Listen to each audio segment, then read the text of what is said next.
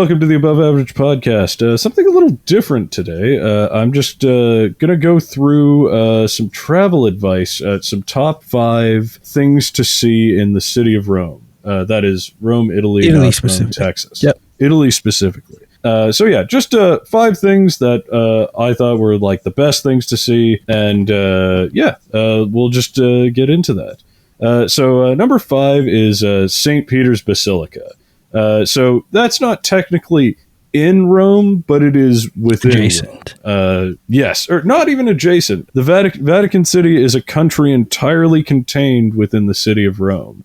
It's like the size of Central Park, Nice. or half the size of Central Park. So people always use Central Park as like the comparison point. But so yeah, St. Peter's Basilica, center of the Catholic Church. It's biggest, gaudiest church I've ever seen. Like, oh my god, it has like 100-foot ceilings. That might be an exaggeration. Everything's just painted and covered in pink and white marble and gold everywhere. So like, those of us with old Catholic grandmothers, that's where your tithing money is going. It's to keep that church up and running. Is there a lot of lines for that? Yeah, the line to get in is pretty long. Don't book a tour. They like say like you should book a tour. Don't book a tour because you don't actually have to pay to get in. It's kind of like a trick to get you to pay to see St.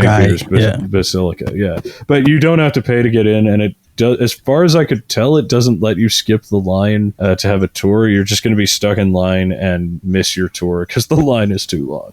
So don't book a tour. The only thing to pay for is you can pay for the elevator to go up to see the dome. And for half the price, you can take the stairs, which do not do that. It's way too many stairs. It's definitely worth going to the top, but don't take the stairs. Like, you think you can do it, you cannot do it. All right. And contained within is a bunch of papal tombs, but it's just the most impressive church I think you'll ever see. And also attached to that is the Vatican Museum, which ironically has a lot of pagan-era Roman art in it. There's a lot of statues of emperors, statues of Roman gods, ironically. There's quite a few famous paintings, including the painting of Socrates lecturing Plato. Yeah.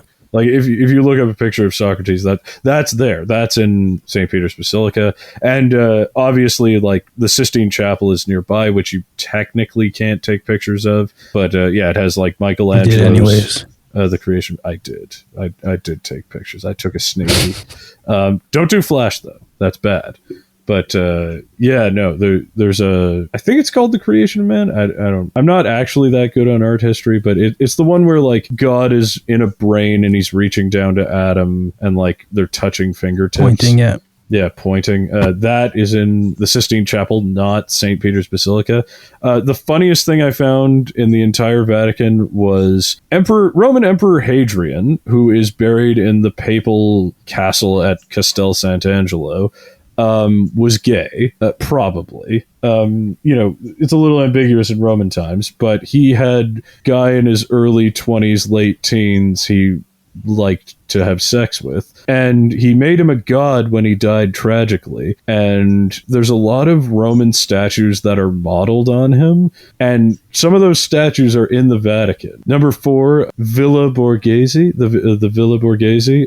It's it kind of change of pace from the rest of Rome, which is all medieval city. This is it's more of like a park. There's lots of trees, lots of gardens, a lot of little temples to Diana, and the Medici Palace, or the Medici Villa is sort of attached to it, and right near the Spanish Steps, where John Keats died.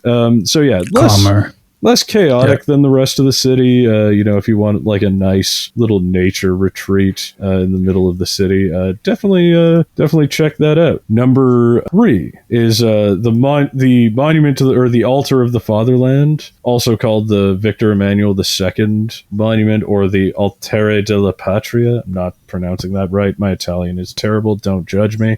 So it's like this big marble monument to Victor Emmanuel II, who I believe is the first king of unified Italy. And he's the first king of a unified Italy, even though he's called Victor Emmanuel II because his dad was king of Piedmont. Anyway, it's confusing, but really cool. It has an amazing view of the city because it goes up surprisingly high. You can take an elevator to the top, and that's pretty incredible. It is also a World War One memorial, so you can't really sit on it. You can't sit on the stairs or anything because it's also like their tomb of the unknown soldier.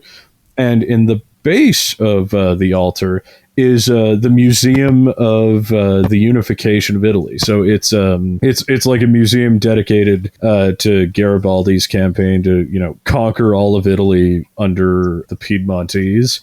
And so it's interesting if you want to learn about the 19th century history of Rome and Italy. But really, it's just also really awesome neoclassical monument. And it's big in marble. Number 2, the Forum. So the Roman Forum, it's right next to the Colosseum, it's kind of overlooked by that, or overshadowed by that. But the Forum is probably like the largest collection of Roman ruins in the city, and they're quite impressive and they're quite large, and there's pretty cool views of the city because it's like kind of up on a hill. But it's probably the most impressive Roman ruins in the city of Rome, so don't overlook it when going to see the Colosseum. And then number 1, because this is a top 5 list, I had to cheat and just say number 1 is the western half of what's called Municipo 1, which is a neighborhood in Rome. So there's an area on the eastern bank of the Tiber River across from the Castel Sant'Angelo that just has like all of the things you'd so many things you'd want to see out of a trip to Italy, just in one area. It's a beautiful old neighborhood of Rome. It has the Piazza Navona, the Trevi Fountain, and the Pantheon, which is, again, Emperor Hadrian built this Pantheon to the Roman gods, and it became a Catholic church later on. Very impressive. But it's a great place to walk around and, look at old Roman stuff and, just explore the city. Basically everything that people take pictures of in Rome is in this area, just across from the Ponte Sant'Angelo, which also see the Castel Sant'Angelo. Check it out. So just walk around that area at night. Do it at night because there's less tourists then. One surprising food to try in Rome: Chinese. There's really good Chinese food in Rome. I know, everyone wants to eat pasta, pizza, stereotypical Italian food. But what people don't get is Italian food is hugely regionally variant, but the tourist areas all serve the same shit. So pizza's more of pizza's a Neapolitan thing, and risotto's a Milanese thing. But all the tourist traps will serve you pizza, calzones, and lasagna, and spaghetti, and carbonara, and gelato, those things, and Aperol Spritz. Even though Aperol Spritz is I'm pretty sure is a Venetian thing, but you can get that everywhere. But Chinese is definitely an underrated one because Chinese people are Italy's largest non-European immigrant nationality. There's a large Chinese community in Italy, and they make some pretty decent Chinese food. They're everywhere. Yeah, definitely try Chinese food in Italy. It's weird, but it's worth it. Don't just limit yourself to paying 15 euros for a crappy pizza at the Trevi Fountain. All right. And one honorable mention: the town of Fiumicino. So Fiumicino is, if you follow the Tiber River away from Rome, when it hits the sea, it goes through the town of Fiumicino. And people probably know it better as the town where Leonardo da Vinci International Airport is.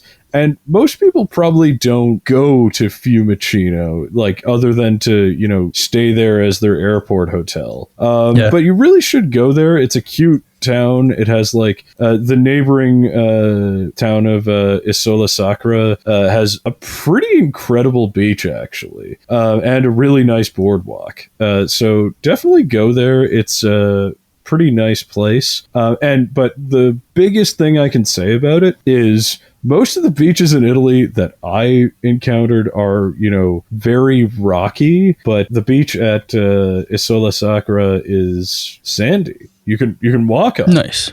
It's a fantastic and unique experience to, be able to go on the beach not in shoes. So check it out. Definitely check it out. Don't just go there for the airport hotel. I had a lot of fun there. So yeah, Fiumicino. Yeah. Bam!